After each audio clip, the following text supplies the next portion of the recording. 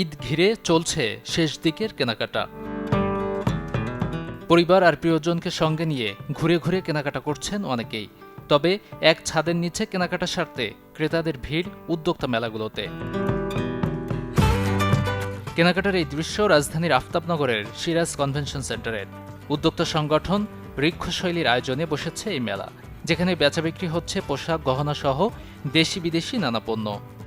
Teenage মেয়ে থেকে শুরু করে একটা 50+ মেয়ের যা কিছু দরকার হয় আমরা চেষ্টা করি একই ছাদের নিচে সবগুলো সার্ভিস, ওয়ান স্টপ সার্ভিস দিতে।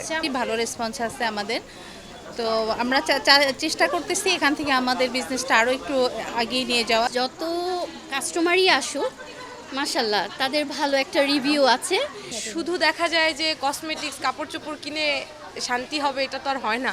তাই আমাদের এই জিনিসগুলো উঠানো যে আপনারা কিচেন আইটেমও নিয়ে যান, সব কিছু কিনে খুশি থাকেন।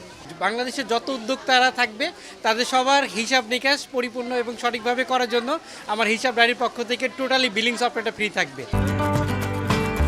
আয়োজনে উদ্যোক্তাদের উৎসাহিত করতে ছিল লাইফস্টাইল ও বিনোদন অঙ্গনের মানুষদের উপস্থিতি।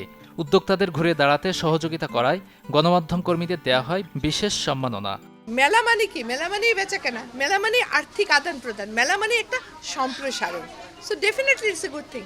কিন্তু আমরা আলহামদুলিল্লাহ এখানে ভালো রেসপন্স পাচ্ছি এলাকা হিসেবে মেলা করে, তো এটা আমাদের জন্য একটা পজিটিভ দিক আর কি। আজকে দেখে গেলাম ড্রেস, এগুলো ইচ্ছা আছে এখান থেকে ঈদের কালেকশনগুলো কেনার। মাত্র ইন করলাম আমরা, ফার্স্ট টাইম এবার শুরু হলো, তা ভালো লাগতেছে আমার কাছে আর কি। সব মিলে যে এক জায়গায় সব কিছু পাওয়া যাচ্ছে এমন বাসার নিকটে একবারে। মেলার খাবারটা হচ্ছে আনন্দের, যাতে সবাই খেতে পারে। এখানে স্টলার আছে, তারপরে কাস্টমার আছে, ক্লায়েন্টরা আছে। আর কাপড় সবসময় দেশি কাপড়টাই সেল করার চেষ্টা করি। অর্ধ শতাধিক উদ্যোক্তাদের নিয়ে এই আয়োজন চলবে ২৭ মে রাত ১০টা পর্যন্ত। বিভিন্ন পণ্যে রয়েছে আকর্ষণীয় মূল্য ছাড়।